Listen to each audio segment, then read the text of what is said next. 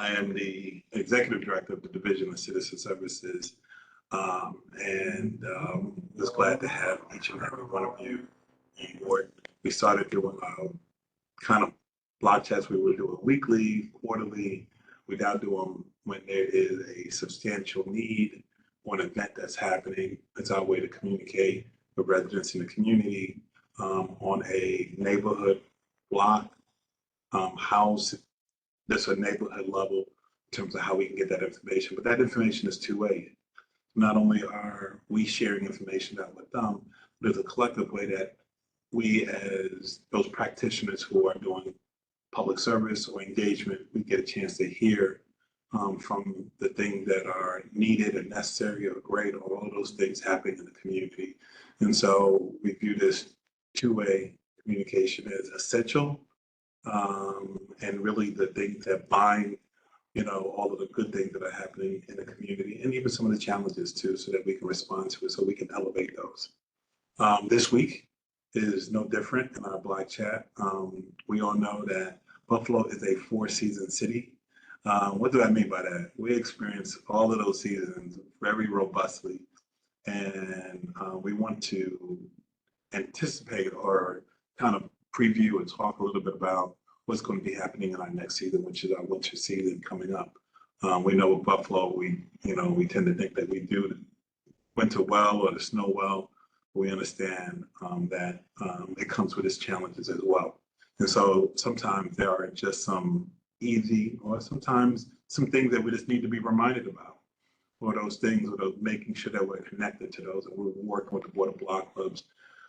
The office is going to be announcing a series of different workshops, winter preparedness workshops that we're going to go into vulnerable communities and actually do one-on-ones.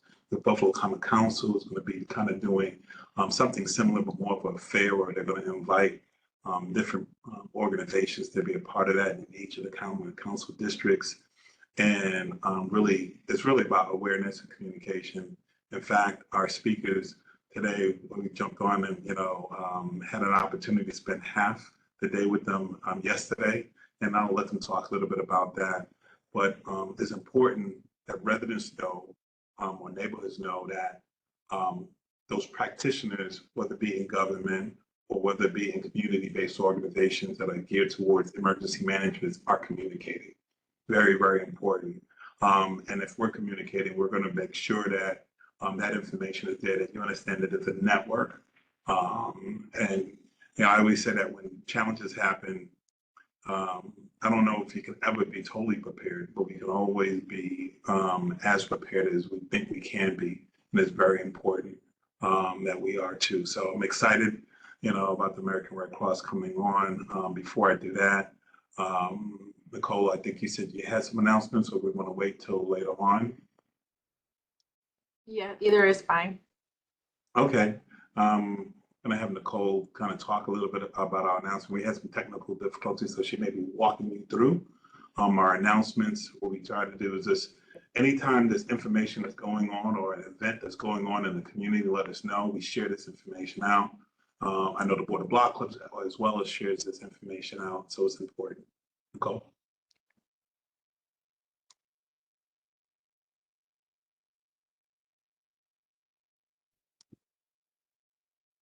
Can you guys see my PowerPoint? We can. Awesome. All right. So let's see. Just reminding you guys, there's the Talk of the Town with Mayor Brown, Sundays at 1 p.m. You can catch this on WUFO Power 96.5 or on his Facebook as well. Just reminding everybody of the bulk trash schedule, the 2024 fall collection. So we are coming up on North District. And you can put out your bulk trash on the Sunday of that week, and you have that week for it to be collected. We are always looking for AmeriCorps Vistas here in our office. So if you do know somebody who might be interested or want to refer somebody to us, please contact Ms. Malika D. Lee. She is our External Affairs Manager, and she will go forward with that. We also want to let people know about our Clean Sweep Power pop-up. This one is happening in 1400 Broadway next Wednesday from 2 to 6. There will be community health and wellness partners, and you can enjoy various activities, as well as we are excited that there will be a number of health screenings as well. So please come check that out. Just want to remind everybody about the waste drop-off locations. We are trying to make sure that people are utilizing them. So electronic waste and recycling, that happens at the City of Buffalo Engineering Garage. Of course, there's the refuse disposal, and then the yard waste drop-off. So various locations and different hours as well. And this will be reposted for everyone. So we do want to share that there are a few winter preparedness programs happening. So one of them that we are promoting is the Citizen Preparedness Training Program, hosted by the Division of Homeland Security and Emergency Services. So various dates in September, and then a few happening in October, and then each family that attends receives a preparedness kit. And then we also want to share that we will be putting out our flyer for our dates. They are happening in the beginning of October, and they will be at the community centers and a few churches. So you guys should look out for those dates. That flyer will be going out today. Also, our next virtual block chat will be Friday, October 4th at noon, and that is our part 2 of our real estate information. If you are looking to start a block club, you can contact the City of Buffalo and Erie County Board of Block Clubs. So they have an email, phone, very responsive, and you can also reach them on their Facebook and Instagram. Just want to share the Community Action Organization is having Buffalo Farm Shares Wednesdays. So the next one coming up, I believe, is the 25th. That's the last one. And this is in collaboration with Buffalo Farm Shares, and they're distributing free food bags. As well as the Buffalo Board of Block Clubs is having their next meeting Thursday, September 26th, Seneca Babcock at this location. And then speaker is the American Red Cross. So please let them know by emailing or calling to RSVP. The Ellicott District Stakeholder Meeting is happening Saturday, September 21st, Mount Aaron Baptist Church, 10 to 12. And there is a very specific topic of discussion, but you'll also receive community updates, information, and a complimentary breakfast, as well as networking. And the Strengthening Families Program, which is 100% free, is sponsored by the Prevention Council, and it strengthens parent and youth communication skills, as well as other skills that youth might need. It includes potluck family dinner and activities, and pre-registration is required for this as well. Just want to inform everybody to remember to register for Buffalo if you have not. And if you need a multilingual Buffalo, you can sign up online at the city website. And if you just want to register for Buffalo, you can also text your zip code to 38276, and we will repost these updates as well. So of course, social media to follow for everything that's going to be going out this end of this week and beginning of next week is the Division of Citizen Services at Buffalo Citizen Services. That is our most widely used. We also use our 311 Call and Response Center Facebook at Buffalo 311. And then of course, please follow Mayor Byron Brown on his Facebook at Mayor Byron Brown. And as I am passing it back to you. Okay, great. Listen, thank you, Nicole, for all of those announcements. We want folks to be mindful. A lot of things that are happening this weekend or next week. And Nicole, did you mention the Ignite conference that's happening this weekend as well? I didn't. It is happening tomorrow from 8 to 4. So the Igniting Hope Conference, I believe there is a flyer online for that. So if you do get a chance to check it out, it would probably be very, very interesting. Good. Talking about different health-related issues, Social Determinants of Health is done in conjunction with UB School of Medicine and all of these other different partners that are happening all day tomorrow too. So again, thank you very much for those announcements, and looking forward to our next block chat. I heard that the last block chat, a lot of folks were on, a lot of information people had. We had a lot of questions in regards to our real estate department, which is great too. I talked a little bit earlier about American Red Cross and how important of the role they play within the city of Buffalo, but just regionally. You know, it's one of those symbols or signs when you hear, not just in the United States, but across the country, across the world, you see that, you know, there's this general sense of like help, or this general sense of, okay, you know, what can we do? And American Red Cross does a myriad of different things. And so today they're going to talk about emergency management services, or what they do, you know, not to sit in the city of Buffalo, but how they are part of a bigger network, but also what they do and how they can offer and work with individuals and block clubs and all of those too. So I'm happy to have Katelyn and Palumbo, and also Julianna, Stella, and I'm gonna just kind of pass it off to you. Again, we spent half a day yesterday. Really, I really enjoyed the exercises and going through that. You know, I don't think we can be prepared enough. And I think preparation, communication is important. You'll find that very key with this organization and with the things that we're doing too. So I'm turning it over to you.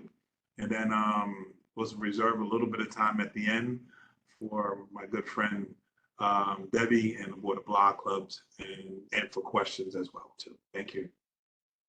Sure. Thank you. Good afternoon, everyone. My name is Julianna Stella. I'm the Senior Disaster Program Manager for the American Red Cross of Western New York. I've got my counterpart with me. I'll let her introduce herself. My name is Katelyn Palumbo. I'm the Disaster Program Manager for the American Red Cross Western New York chapter. Thank you. So I've been with Red Cross about 5 years, and this is one of the very cool parts of our job is we get to come and talk to groups like you, and you know, as mentioned, sharing of information before and how important that is. So we've got a little presentation today of a program that we have called Be Red Cross Ready.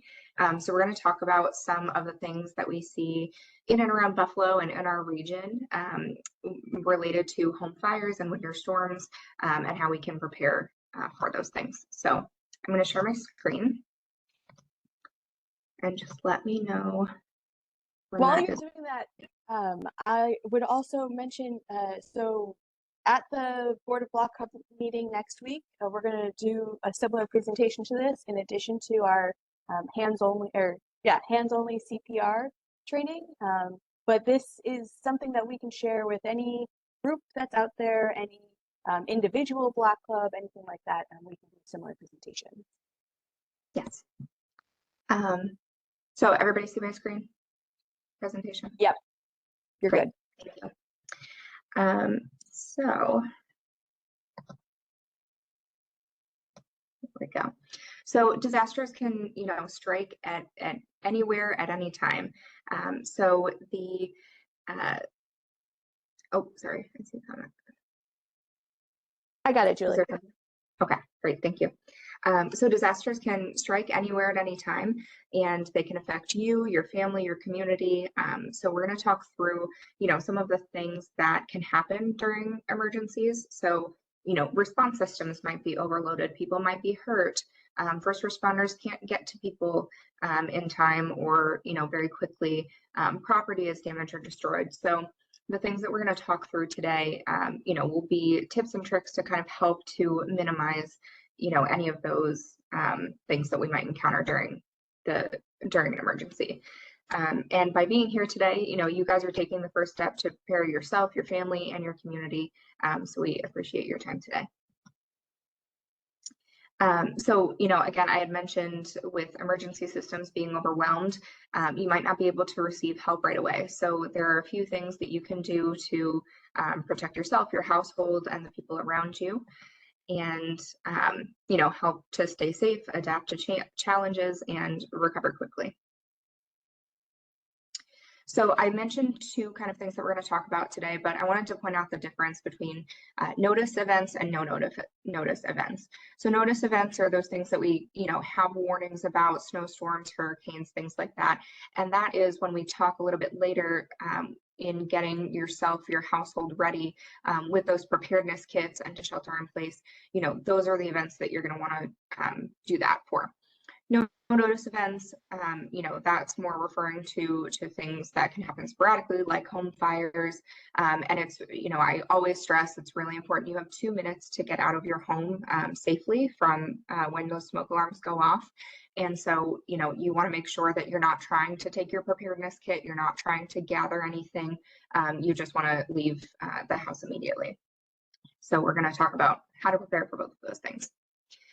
So the 3 steps within this program is get a kit, make a plan, and be informed. We're going to talk about how to do that. So there's 2 kind of kits that we talk about, a household kit, and the recommended is to have supplies for between 3 days or 2 weeks, depending, but then to also have a go bag for mobile supplies in case you need to leave quickly. Again, the idea is that hopefully, the safest thing to do would be to shelter in place and make sure that you have supplies in order to do that. But once the home becomes unsafe, that's when you're going to want to evacuate and take your supplies for, some of those noticed events. So you're going to want to make sure that your kit is customized. So we'll talk a little bit in a little bit about what can go in those, but if you have any medications that you need daily, things for your pets, anything like that, you're going to want to make sure that your kit is customized to the things that you or your family are going to need on a regular basis. So you're also going to want to, once you gather the essentials, make sure that they're fresh. So make sure you're, checking expiration date of batteries or medication or, any food that goes in there. We want non-perishable foods, but even that stuff sometimes can expire. So just to check it regularly and make sure that you have everything that you need. So again, I mentioned health or medical needs, pets or service animals. Comfort items is also really helpful too. Playing cards, photos, books, games, especially when there's young kids, which we'll talk about in a little bit. And to know the disasters common to your location. So again, we see a lot of home fires that we respond to in our area, winter storms. So we're going to talk through those things. So this is the example of some recommended items to have in your home kit and in your car kit. So I won't go through all of these, but we will send you the list of these so that you can start to build your own kits. But just to highlight a couple of things, for the home kit, extra medication. If you go to your pharmacy and let them know that you are building an emergency kit, they will give you a small supply of medication to keep in there. Any portable chargers, radios are great in case, cell service goes out and you need to get information and things like that. Important phone numbers for others. I couldn't tell you without my phone very many people's phone numbers that I have memorized. So, things like that. And especially, if you have small kids, formula diapers, things like that. So I'll turn it over to Katelyn to talk a little bit about our car kits. Yeah, in a few minutes, we'll talk a little bit about how to stay safe in your car if you're stranded. But you want to keep in mind, think through everything that you would need if you're stranded overnight in your car. Some food, granola bars or something else that's non-perishable, some water.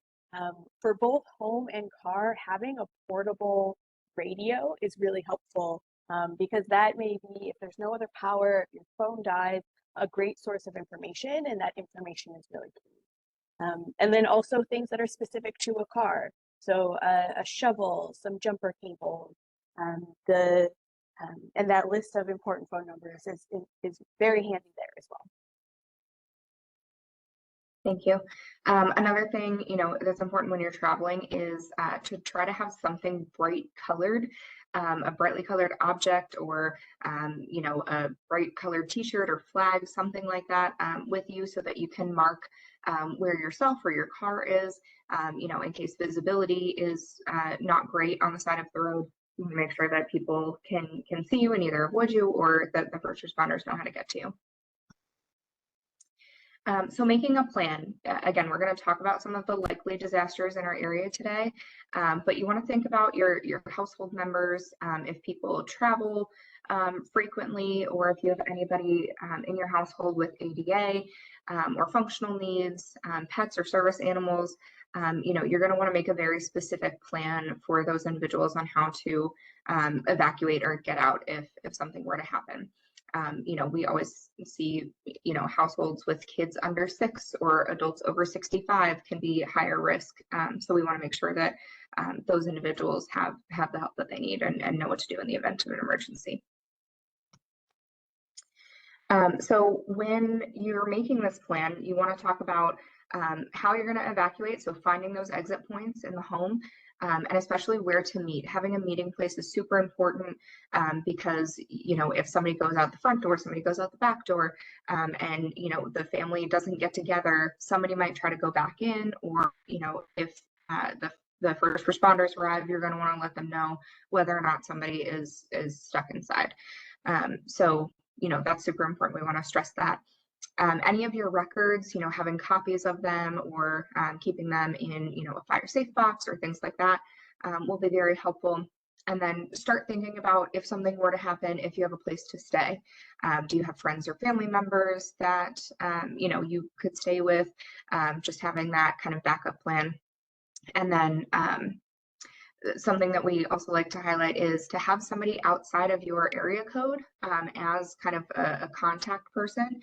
If cell phone lines are down, or you know, a certain area is affected, if you can get word to somebody outside of your immediate area that, you know, things are okay, or where you've relocated to or evacuated to, and then they can share that out with friends and family, that is super helpful also.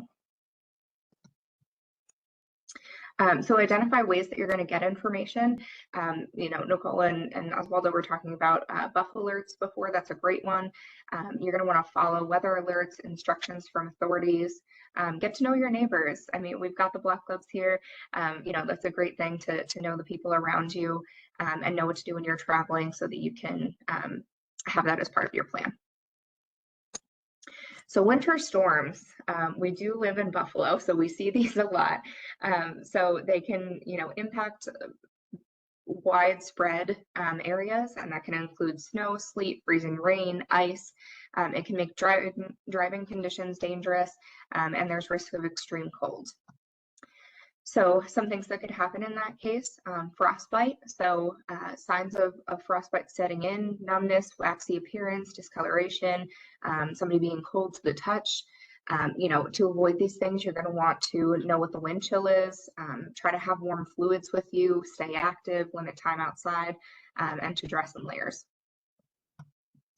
And if, you know, something like that were to happen, you want to try to move the individual to a warmer place. Never rub skin or blisters. If the clothing is wet, you know, remove any wet clothing, and soak it in warm water. You're going to want to have gauze on hand, and definitely try to seek medical attention as soon as possible. Another thing that could happen with extreme cold is hypothermia. Some signs of this are difficulty speaking, sleepiness, confusion, shivering, or muscle stiffness. And if this were to happen, you know, you're going to want to call 911 immediately, try to move to a warmer place, remove any wet clothing, and then, you know, do warming with layers or blankets. You never want to put a hypothermic person, or somebody who you suspect of being hypothermic, in a bath or a shower. That can shock the system and won't help the situation. So again, Katelyn mentioned a little bit before about staying safe in your vehicle. So you're going to want to remain in your vehicle and have that brightly colored object to display. Try to call for help, but, you know, with the understanding that it might take some time for them to get to you. So if you need to, you know, be in your car and it's cold out, run your engine for short periods of time, because you don't know how long you might be there. So you don't want to, you know, take up all your gas, but enough to keep it at a decent temperature. In that, though, you know, you never want to, you want to make sure that your exhaust is clear on your car. That could back up, you know, fumes into the car that could be harmful to you. And, you know, don't run cars in garages and things like that. And, you know, also move around the car and try to huddle with others for warmth if you have are traveling with people. So after a winter storm, you're going to want to let individuals know that you're okay. Use extra care when you're driving. You know, even after storms, things can still be icy. And so I'm going to say, when in doubt, throw it out. So if your power goes out during a storm and there's any expired food, or, you know, food that you might suspect hasn't been refrigerated for, you know, too long, make sure to get rid of that. Try to offer assistance where possible if you can, you know, help your neighbors, and then just continue to monitor local news or radio. So for your home, you know, we always want to prevent frozen pipes. So to keep your water turned on just a little bit, so that it has constant movement and those don't freeze over. You can add insulation, ensure that heating equipment is properly ventilated. Again, if you have things like baseboard heaters, you're going to want to keep anything at least 3 feet away from them so that they don't catch and start that home fire. Keep extra heating materials on hand, and this means actual heating materials. We'll talk a little bit in a second. Sometimes people find very creative ways to heat their homes, and it can lead to another emergency, which we don't want. And also generators, they can be a valuable tool, but make sure that they are outside and properly ventilated and maintained so that you don't run into those issues as well. So we're going to talk a little bit about the differences for storm alerts. So there's advisories, warnings, and these all kind of mean different things, but should be paid attention to. So advisories, we want to monitor updates, exercise caution, just have that awareness. With watches, it means that something is pending within the next 36 to 48 hours, and you want to start to get, your things ready to prepare for the event. And then warning means that you need to take action, that this thing is happening and, you're going to want to put your plans into effect. This is one of our favorites, little pictures here. So taco watch, difference between watches and warnings. Taco watch, you're getting the ingredients, you're cooking, dinner is going to be ready soon. And then warning is, that the tacos are ready to eat now, take action. Athena is really interested in the tacos. Yes. So I know this might be a little bit small on your screens. We will share this out as well. But there is a winter storm safety checklist that the Red Cross has. Just mentioning a few of those action steps from before. So, to have things on hand for 2 to 5 days, minimize your time outdoors. It does say down here, never use a generator, grill, camping stove, or, gasoline, propane inside in garages and basements, things like that, and to keep anything away from them. And then having your family plan written out so that everybody knows what action steps to take. So this is also important to emotional health after a disaster. We all know that disasters can be stressful and people exhibit signs of stress in all different ways, which we'll talk about in a minute, but helping to manage those things during, an event will help to, get you through things faster, help recover, resilience, things like that. And so we want to put this in here. So I, again, can't go through the whole list right now, but this will be shared out. So there's different, feelings, thoughts, physical effects, spiritual beliefs, how all of these things are affected by stress, and then some behaviors. So these are really the things that we want to look out for when we're dealing with people in the middle of a disaster. So, behaviors for adults that might be, be concerning, crying spells, angry outbursts, avoiding people, places, situations, being argumentative, issues at school or work, engaging in risky behaviors, or not, practicing personal hygiene. Those can all be, after effects of facing a disaster. Things look a little bit different for children and teens. So, some of them are the same, the crying, avoidance, aggression, things like that, regressive behaviors. So, it helps to know these things so that if somebody is experiencing these things after a disaster, we can identify them and get help quickly. And, people sometimes get a little cautious about talking to children about these things because it can be scary, but what we found is the more that you talk to your kids about how to cope and help them learn how to prepare as well and build confidence before disasters, the better they are during and after them. And we actually have a youth program called Prepare with Pedro that is for ages, kindergarten through second grade. And it goes through, what to do in the event of a disaster at, kind of that very elementary level, and how to teach them some of those coping skills in order to, better prepare them. So it's a great program. I had to I like to plug it. So if anybody, wants to talk more about that, we can definitely send you some information on that as well. So I'm going to turn it to Katelyn to talk about home fire responses. Yes, so the most common disaster that we respond to are home fires. We responded last year in 2023 to 146 home fire events in the city of Buffalo. The primary causes of home fires are cooking equipment, or injuries related to cooking, malfunctioning or improper use of heating, electrical, and lighting equipment, and smoking. And you can see here that a disproportionate number of deaths come from that heating equipment and smoking related fires. And those are things that can oftentimes be preventable. So we'll talk through each of these and how we can prevent them. Go ahead, Juliana. Thank you. So the biggest thing when it comes to safety in your kitchen is to keep an eye on what you fry. Never leave cooking or any cooking equipment unattended, and be very cautious about who's in the kitchen, and keeping an eye on your children and pets and things like that. Fire extinguishers are also very important in the kitchen as well. The next one is your appliances for heating and electrical appliances. Always keep things 3 feet away from heat.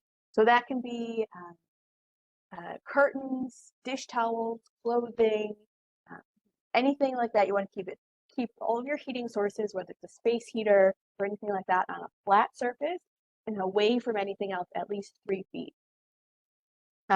Being careful with your plugs, plugging large appliances directly into the wall and not into an extension cord. Those extension cords should be for temporary use. And if you don't have enough outlets, then it's better to call in a qualified electrician to add more than to try and use more extension cords and power strips. You also don't want to overload your outlets with several extension cords or power strips that all have many things attached to them as well. Go ahead. For the next one is smoking. I have responded to several home fires that ended in a fatality when smoking was related. Whether somebody was smoking in bed and fell asleep, or there was a medical event that happened and their cigarette lit the home on fire. So never smoke indoors if you can avoid it. Never smoke in bed or when drowsy. Keep your ashtrays clean.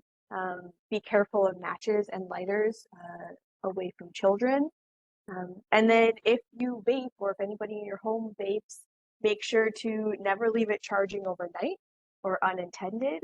And if batteries get wet or damaged, they should be replaced. Smoke alarms. Smoke alarms save lives. If there's working smoke alarms in a home, that cuts the rate of fatality by 50%.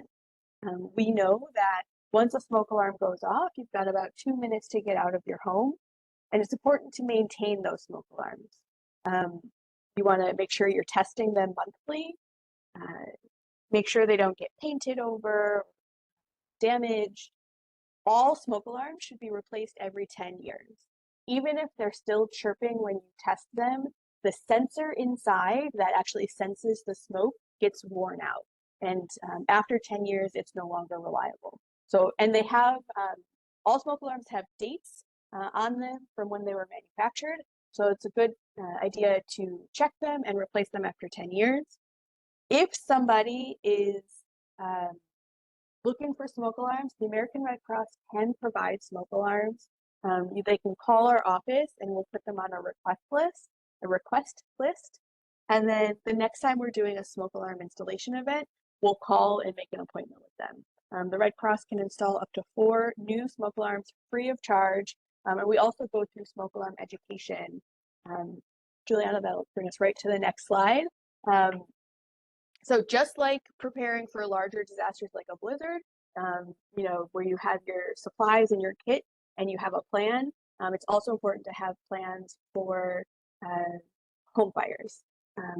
Like Juliana mentioned earlier, getting out of the house and staying out of the house is crucial. You want to make sure that there's escape routes. When there's smoke, get low and go, and having a designated meeting place. We'll go right into the next slide. So from every room in your home, you want to make sure you have at least 2 exits out. And those can be windows, doors. If you're on an upper level, you can have a ladder. There are rope ladders that are fire ladders that can go out windows, or an escape, like an escape ladder for things like that. And it's also important to keep those routes clear so you're able to get out. Juliana will move to the meeting place. So you want to make sure everybody in your home knows where the meeting place is. It could be something like a tree or the mailbox or your neighbor's front porch. It's something that is fixed. It should be in front of the home so that first responders can find you. And Juliana mentioned having this prevents people from unnecessarily running back into homes, which can cause injury or death. Go ahead, Juliana. And just like our disaster plans, our home fire plans should be specific and customized for our family. If there are young children or pets or people with access and functional needs that need help getting out of the house, you want to plan for that and practice that. And so designate who's going to be the person that helps them out, and make sure you practice those, which goes to our next slide. While you're testing your smoke alarms every month, we recommend practicing your home fire escape at least twice a year. Time it and make sure that everybody's able to get out and get to the meeting place within 2 minutes.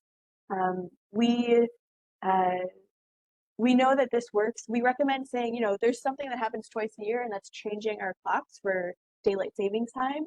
So it's a good idea to turn your clock back and test your smoke alarm and practice your plan. So turn and test. And then just a summary, similar to build a kit, make a plan, be informed. You want to do the same for home fires. Make sure that you have your smoke alarms, that you have your plan, and that you practice it. We respond to home fires just like we respond to other disasters. And across our region, we're responding nearly every day. Just last week, Juliana and I responded to a home fire on the west side. There were 2 adults living in an upstairs apartment. One of them heard the smoke alarm go off. It was nighttime. He heard the alarm go off around the same time that he saw some gray smoke. And he told us that within seconds, that smoke turned dark black and got really hot. It was hard to move around. He couldn't see. He woke up his mother, who was in the other room, and they both rushed outside. They had some minor injuries from the smoke and from rushing down the stairs, but were okay, luckily. Very tragically, they lost their pets in the fire, and their apartment was destroyed. They lost their belongings, collectibles, and while there's a lot of things that can't be replaced, you know, our lives, our pets, special emotional things, we can't replace that. But a lot of what we need day to day can be replaced if we have renter's insurance. So we strongly, strongly recommend everybody look into getting renter's insurance if they rent their home. It often is not very expensive, but if something happens and you lose your home, it is a great foundation to getting started and getting back on your feet. And then we have one last shout out. The Red Cross has an emergency app. The app is another source of good information when you're being informed. You can customize it for where you live and get the National Weather Service alert, similar to Buff Alert. You can also work on your plan in the app. There is information on how to get prepared. And if we were ever in a situation like a blizzard or any other large scale event where the Red Cross opened shelters or opened resource centers where we were providing services, that information would be in the app as well. That is the end of our presentation. Like we said, we're grateful to be able to talk with you about it and to share this with any other organizations or folks that you think would be important to. And we also can answer any questions that you might have.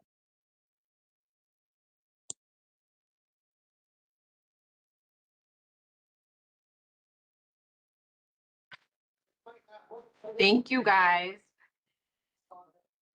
You're welcome. I think we gave all of the information and there are no questions, it sounds like. Great No, we presentation. always have questions. Are you kidding me? We always have questions.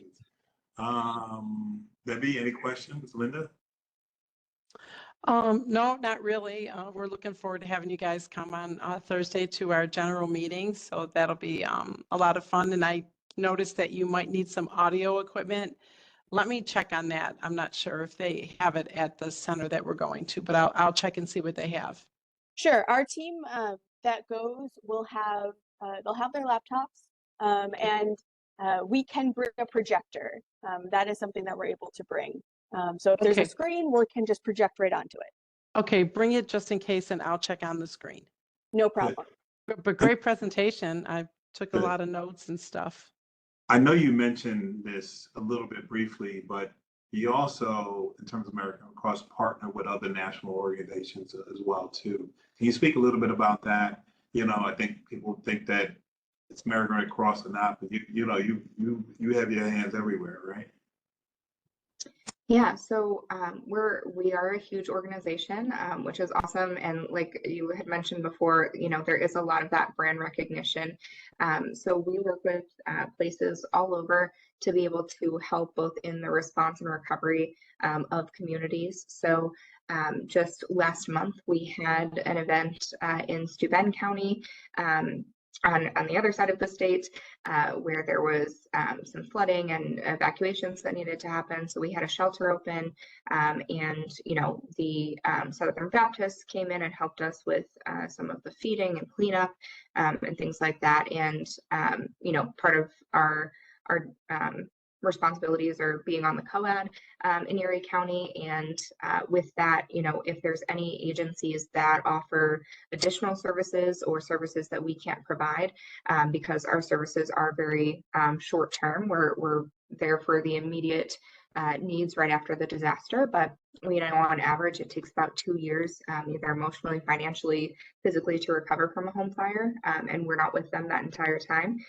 So we work with other agencies to make sure once our services end, that we have good partnerships and good referrals that we can give for people to get some additional services. That's Yeah. great. No one organization can meet everybody's needs. No one organization can respond to a disaster. So we are just one of many. And when we talk with our clients after they have home fires, and when we talk with other partners, we talk about that. You know, we are not going to hesitate to defer to another organization that can do something that we can't, or that we can share with them. I think that was evident yesterday when we had a myriad of different organizations there, you know, and I think it's important. We talked about communication and then knowing what everyone does so that we can kind of make some things happen. Listen, I want to say thank you, Katelyn. Thank you, Julianna. Great presentation. We're going to be recording this. We're going to share this out. You're going to get a double dose in the community because you're going to be well received by the Border Block Clubs as well. And I just know you're doing quite a bit in the community. And I do thank you on behalf of the City of Buffalo, and whatever we can do from the Division of Citizen Services, please let us know. I'm going to bring my good friend Debbie on, but I want to again shout out next Wednesday, we're doing a power pop-up, and it's focused on health and all our health-related organizations. I don't know if American Red Cross is on there, but Mike, you need to maybe get with them. We're doing it on the east side. We're actually doing it in a vacant lot, and we're going to just there's going to be a big pop-up there, and a whole host of different things too. We've done that. We're anticipating anywhere between 300 to 400 people coming through of that particular time too. So, Debbie? Hi, how y'all doing? You can hear me, right? Yep. Okay, good, because I'm using this headphone thing and It's a little weird. So good afternoon, everybody. Thank you for the great presentation. Like I said, we're looking forward to hosting you guys on Thursday. Everybody's looking forward to it. Just a real quick update. We are in October, we're having our meeting, but it's really not a meeting. It's a get together. So if you're on here and you're a part of a block club and you haven't RSVP'd or emailed us to get your ticket, please do so as soon as possible. It's a limited number of people that we can have.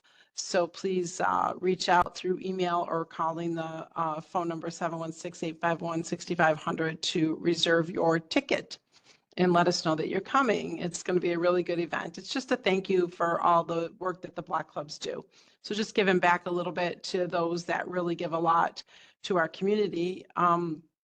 On another note, I have to say that we successfully started a block club up in Amherst, New York.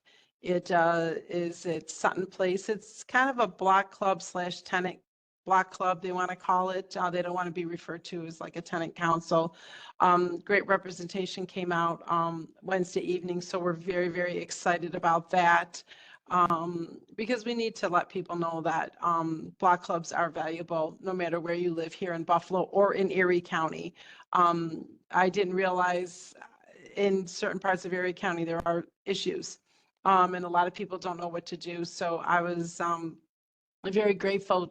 Myself and 2 of the board members were invited and really was an enlightening experience to hear the different issues and concerns that they have that are somewhat almost the same as here in the city of Buffalo. So we're really excited about that, and we were able to help them. So that's fun news.